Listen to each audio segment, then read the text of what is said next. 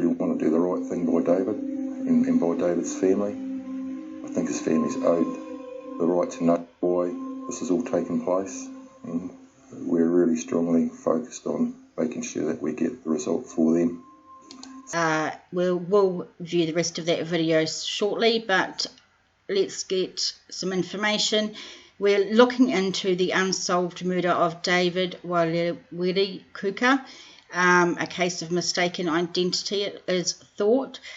Quickly, before we get into it, welcome to New Zealand Mysteries. I'm TJ. In the description box below is all the information that you need. It is links to our Facebook page and our website, podcast. There's also links to all the sources that we've used to make this video, and there is links if you want to support the page or support the community of New Zealand Mysteries. Please like this video and subscribe, hit the notification bell so you know when another story comes along. And I really want to thank you guys for being here. But just before we go, I just want to say that I genuinely mean no disrespect or hurt to any family, friends, or anyone else involved in these cases. I'm just trying to raise awareness. I don't like to think that once the media attention goes, everything just fades away and no one remembers and things get left unsolved, and I want to give the victims their voices. I want them to be heard. So let's get into this case of David Kuka. If you are not from New Zealand, this is New Zealand, this is the North Island, and this story is in Tauranga. And this is the man we're going to talk about, David Rawiri Kuka, 52. He lived in Tauranga, and we're going to go and get some information about what happened. I want to genuinely apologise for my pronunciation of his name. I know that it's not great. Let's first just go to the police website and read what they put out. Please attribute to Detective Inspector Lou Warner. Bay of Plenty Police are appealing for information in relation to the ongoing investigation into the death of David Kuka in Gate Park, Tauranga in February 2018. Following extensive inquiries, police now say that we believe the murder was a case of mistaken identity, and 52-year-old Mr. Kuka was not believed to be the intended victim. Mr. Kuka lived at the Willrose Place address where he was located seriously injured on the 11th of February. He died at the scene shortly after emergency services arrived. We know that he mainly kept to himself, working at a shop on occasion and carving items for family and friends. Sadly, Mr. Kuka was shot execution style, and we believe this was premeditated and cowardly. I believe that the community can help us get answers for Mr. Kuka's family. Someone will know something and can help us bring his family some sense of closure. Police are now interested in a silver vehicle seen near the scene at the relevant time, and we will look at those photos shortly. The investigation team would like to speak to anyone who recognises the vehicle in the images attached. And of course, here's some information about where you can submit anything you know or who to call. And I'll have that at the end of the show when we go over some keynotes and in the description box below as well. We are only going to look at a couple of articles because that's genuinely all there was. But we're going to stuff.co.nz. Execution style killing of devout Christian may be connected to gang murder 5 weeks earlier. Here is one of those pictures of the car that they were looking for, a silver Ford Falcon with a red bonnet. A devout Christian was killed execution style in Tauranga, and the attack was likely linked to a gang shooting in the same location 5 weeks earlier, police say.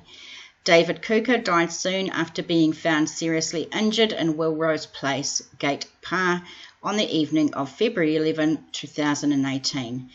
Police say the 52-year-old was shot execution style, and it appears to be a case of mistaken identity. Here is another view of that car. We believe this murder is most likely connected to the death of Mungal Mob Notorious Life member Lance Waite, who was shot at the same location 5 weeks prior to Mr. Kuka's death. A statement from Tauranga CIB Detective Sergeant Paul Barron said, Waite, 58, was dropped at Tauranga Hospital with critical injuries on January 3rd and died a few hours later. Police said at the time Waite had been at a Willrose Place property before he was dropped off. Speaking on Police 10-7, Barron said that while Kuka lived very near the location of Waite's killing, he played no part. We are keeping an open mind, he said. So this is Willrose Place, where both the murders happened in Tauranga. So you can get a bit of a feel. There is just a lot of businesses around there. Police are aware that Mr. Kuka was previously gang affiliated, but that was many years ago, Barron said. At the time of his death, Mr. Kuka was a devout Christian and mainly kept to himself. Kuka looked out for his whānau and friends, Barron said, and was a talented carver and craftsman whose work can be seen on display in Tauranga. He was home alone on the night of his death, and police believe he was killed in a premeditated and cowardly attack. Emergency services were called to the scene when he was found seriously injured around 10:25 p.m, but he died soon after they arrived. Police previously asked for information about a silver sedan seen in the Greerton area and coming and going from Welcome Bay on the night of Kuka's death. They are still interested in hearing from anyone with information, Barron said.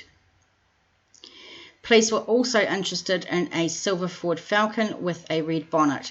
This car was seen in and around the Tauranga area in the late afternoon and early evening of February 11th. We are really interested in hearing from anyone who may have heard or seen anyone involved with these vehicles. Police think the community can help his whānau get answers. Someone will know something and can help us bring his family some sense of closure in solving this crime, Barron said. And I believe that too. Somebody knows something.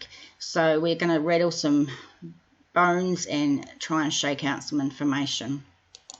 Now we're going to look at this article from nzherald.co.nz, and it gives a lot more information about the kind of person David was.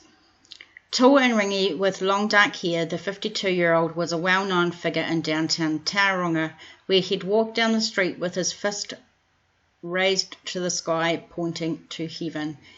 Wearing a leather vest with a cross on the back, Kuka would spend his weekend nights busking with his guitar and singing about his saviour. His daughter said Dad was very loud and a proud Christian. He really cared about other people. People would remember him if they stopped to think. We miss him heaps. 12 months have passed since David Kuka's voice was silenced. Tonight his family planned to hold a candlelit vigil outside the Willrose Place address where he died to mark the first anniversary of his death. Kuka was last seen playing his guitar at the commercial building, which he used as a workshop for his wood carving. Examples of Kuka's work with master carver James Tapiata are dotted around Tauranga. He helped on the matariki carvings on the Strand, as well as the whare at Tauranga Boys College and overseas. Again, a photo of David. And that's, of course, him with his fist up to the sky. His daughter said he loved telling stories through carving. He was very talented and loved working with his hands. Of Ngāti Rangi and Ngāti Porou descent, her father was one of 10 siblings raised on Matakana Island and then in Greerton. She said, or it was said, tall and physically imposing, Kuka was a keen rugby player during his school years at Tauranga Boys, but loved music most of all. His daughter said he was a gentle giant. One particular story of his compassionate nature emerged only after his death. About 6 months earlier, David Kuka saw a young man stumbling along the street in the Tauranga CBD one evening. He had been assaulted, and Kuka wrapped his own bandanas around the youth's head to stop the bleeding while calling 111 for help. Kuka waited with the young man and called his mother to reassure her before quietly slipping away when the ambulance arrived. And that's an awesome story. What a good dude. The young man's family never had a chance to thank the Good Samaritan until the mother saw David Kuka waiting to be embalmed in the funeral home where she worked. Yeah, what a story. This here is one of the beautiful carvings by David. Absolutely amazing. We had no idea Dad helped that boy. He was so humble. We didn't know until the mother saw him in the funeral home. It was amazing. He really cared about people. Speaking on behalf of the Kuka whānau for the first time since her father's death, his daughter wanted the public to know her father had nothing to do with drugs or gangs anymore. She said he had completely turned his life around. He was in the wrong place at the wrong time. Her assessment is shared by the head of police inquiry, Detective Inspector Lou Warner. A dozen officers are still working on the investigation, and Warner said police have found no reason for anyone to target David, a religious man who actually told off his neighbours for swearing. If he was my neighbour, I'd be getting told off all the time. Police said there's nothing we can find that would be a reason to murder him. It was a straight-out execution, said Warner. We believe he's a victim of mistaken identity. One line of inquiry being followed by the homicide inquiry team is whether Kuka was mistaken for someone else in connection to a fatal shooting at the same Willrose Place address in January 2018. Lance Waite, 58-year-old Mangumwa member, later died from his injuries in Tauranga Hospital. A 27-year-old man has pleaded not guilty to murdering Waite and is scheduled to stand trial in May. 12 months later, Warner says police cannot rule out a link between the violent deaths of Waite and Kuka. We're still investigating that scenario as well as many others. A silver sedan captured in security camera footage is still considered important to the inquiry. Warner revealed new information about the car.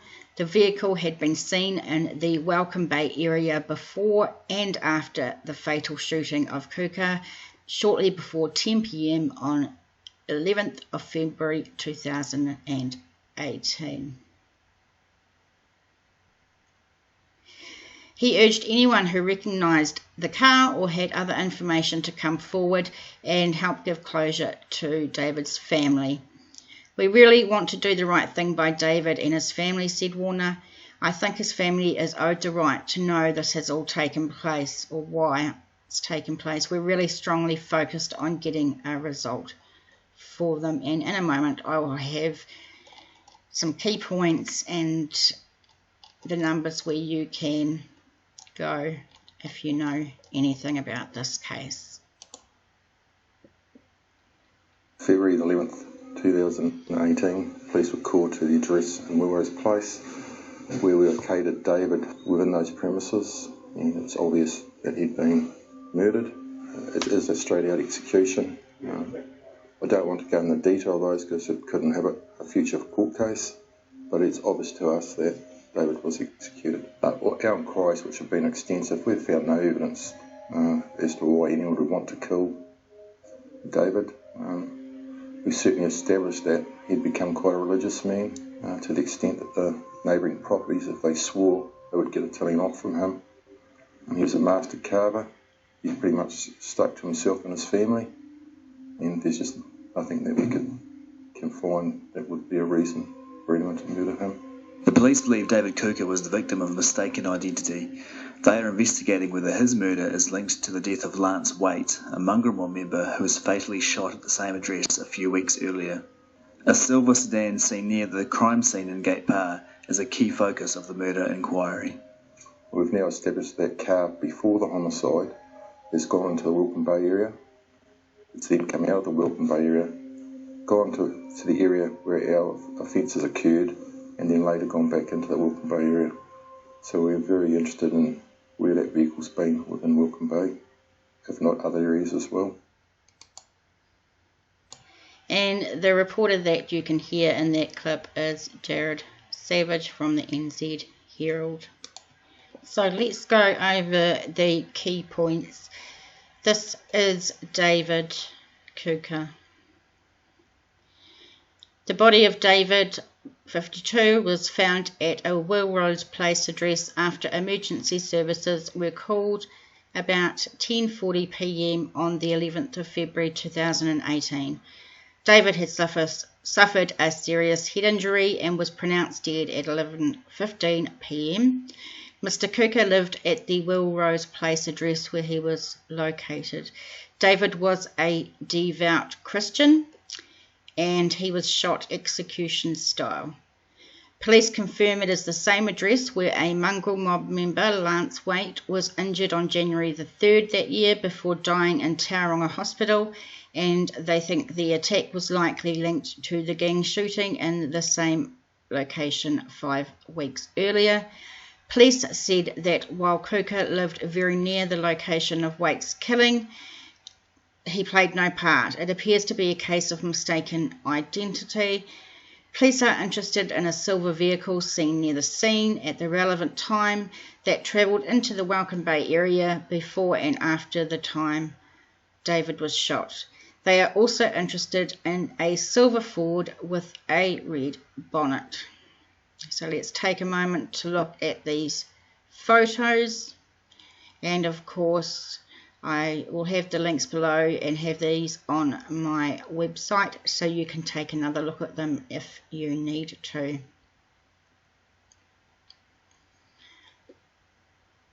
Police still want to speak to anyone who was in the Courtney Road, Willrose Place, Fraser Street areas between 9 p.m. and midnight on Sunday night, the 11th of February 2018.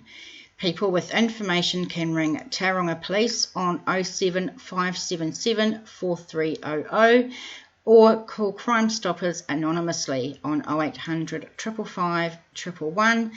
You can also visit Crimestoppers online. That's crimestoppers-nz.org. I want to thank you for hanging out with me and taking a moment to listen to David's story. I know it's not a long one, but there's literally not much about him to look at, which is quite sad. But the reason I do this is because I want to give a voice to those who don't have one or didn't get one at the time. So see you next time. Thanks heaps. If you know anything, do the right thing. I'm out.